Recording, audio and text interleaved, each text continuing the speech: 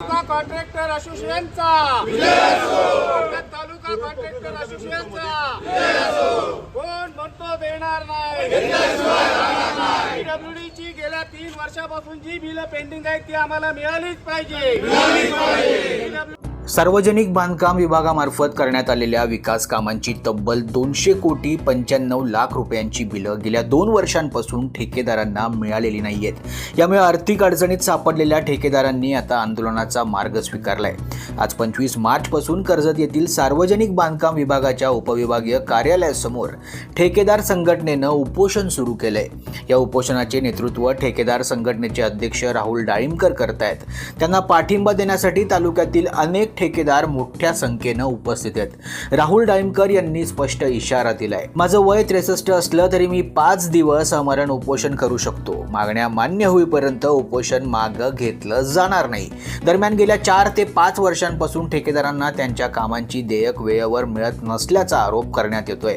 यामुळे अनेक ठेकेदार आर्थिक संकटात सापडलेत। विशेष म्हणजे कर्जत हा आदिवासी बहुल तालुका असून आदिवासी विभागातील विकास कामांची देखील 103 कोटी रुपयांची बिलं थकीत असल्याची माहिती समोर आली आहे। सरकारनं या गंभीर प्रश्नाकडे तात्काळ लक्ष देऊन ठेकेदारांची थकीत देयकं मंजूर करावीत अशी मागणी आता जोर धरू लागली आहे। आता पाहावं लागेल की शासन यावर काय निर्णय घेतं आणि ठेकेदारांचं उपोषण हे कधी संपतं।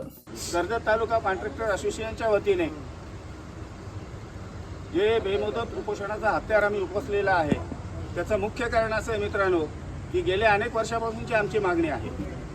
गेल्या 3 वर्षापासून कर्जत तालुक्यामध्ये जे आमच्याकडून कामं करून घेतली त्या कामाच्या मोबदल्यामध्ये जे पैसे मिळायला पाहिजेत ते शासनाकडून मिळत नाही आहे। जर कुठल्या हेडखाली काही बिलं आलीच समजा 03, 04, 2059, 2216, 36 अनेक आमचे जे काही हेड आहेत त्या हेडला जर पैसे आले समजा 100 रुपयाचं काम केलं असेल तर शासन आम्हाला 5 रुपये 10 रुपये देतो।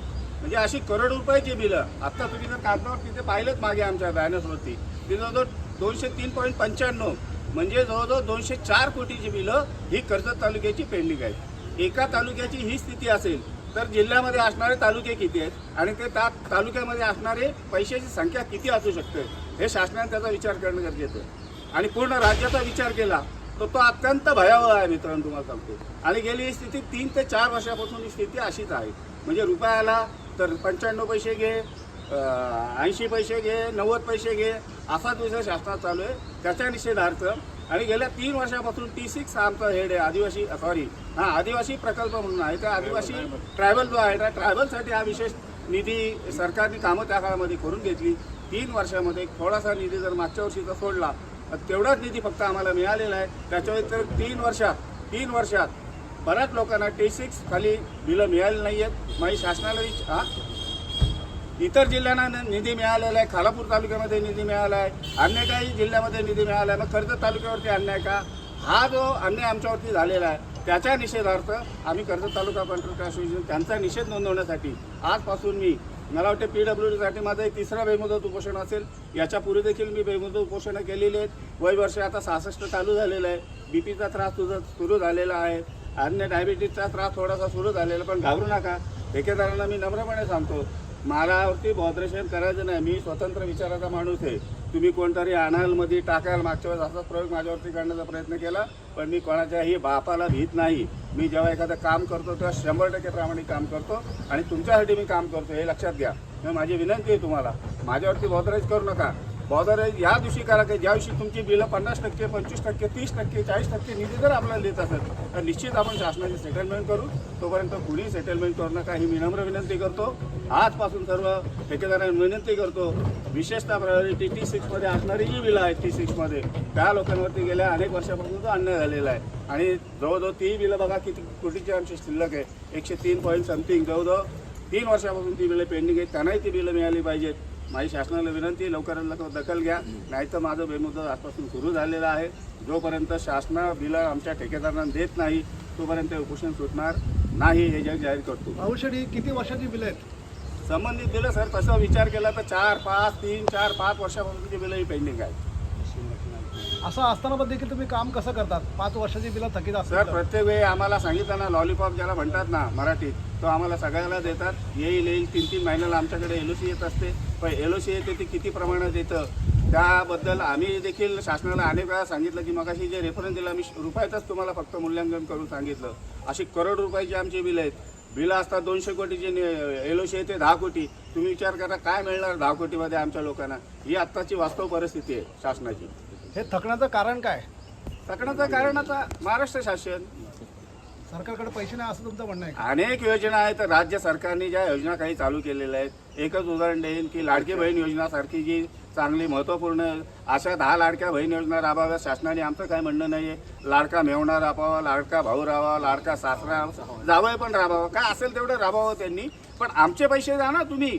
आमचे पैसे काय, तुमच्या खात्यातले इतर खात्याचे पैसे त्या खात्याला वगैरे करता. मला वाटतं सुमारे 40,000 कोटीचं बजेट, 40-45,000 कोटीचं बजेट हे लाडक्या बहीण योजनेसाठी वापरताय. आणखीन वापरा, आमचं काही म्हणणं नाही आहे. आमचा त्यालाही विरोध नाही आहे. पण त्यांना पैसे देता मग आम्हाला का देत नाही, हाही आमचा मुख्य प्रश्न आहे. आमच्या विविध हेडखाली साधारणपणे 204 कोटीच्या बिलं प्रलंबित आहेत. गेली 3-4 वर्षापासून बिलं प्रलंबित आहेत. त्यामधला T6 म्हणजे आदिवासी विभागात जे आम्ही कामं करतो तिथली जवळजवळ 100-125 कोटीची बिलं आमची प्रलंबित आहेत. आणि गेली 2 वर्षामध्ये T6ला एकही रुपया आलेला नाही आहे.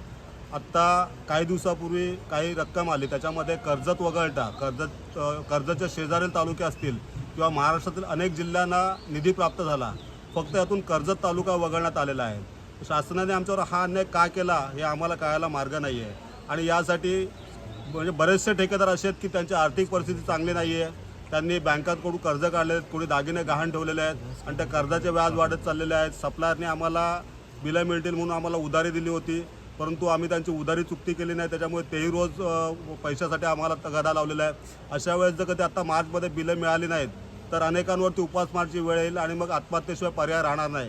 त्यासाठी आमचे अध्यक्ष राहुलजी डायमकर हे आजपासून उपोषणाला बसलेले आहेत. याचा परिणाम आता आम्ही शासन दरबारी आमची कैफियत मांडलेली. आम्ही 8 दिवसापूर्वी पत्रव्यवहार केला होता की आम्हाला तुम्ही बिलं द्यावीत. 24 तारखेपर्यंत आपण त्यांना मुदत दिली होती, परंतु त्यांनी कुठल्याही प्रकारची हालचाल केलेली नाही. फक्त तुम्ही थांबा, आम्ही तुम्हाला बिलं देतो हे नेहमीप्रमाणे त्यांनी आश्वासन दिलेलं आहे. आमची पुढली भूमिका म्हणजे अशी आहे की आम्हाला तुम्ही काहीतरी निधी द्याल, म्हणजे T6ला किमान तुम्ही 50% तरी आम्हाला निधी द्यावा अशी आमची अपेक्षा आहे. या ठिकाणी आता 30-35 ठेकेदार बसलेले आहेत आणि ठेकेदारांचा पाठिंबा आहेच आणि अनेक सामाजिक संस्था असतील किंवा सामाजिक कार्यकर्ते त्यांचाही आम्हाला या ठिकाणी पाठिंबा आहे. मल्हार पवार, महाराष्ट्र न्यूज 24.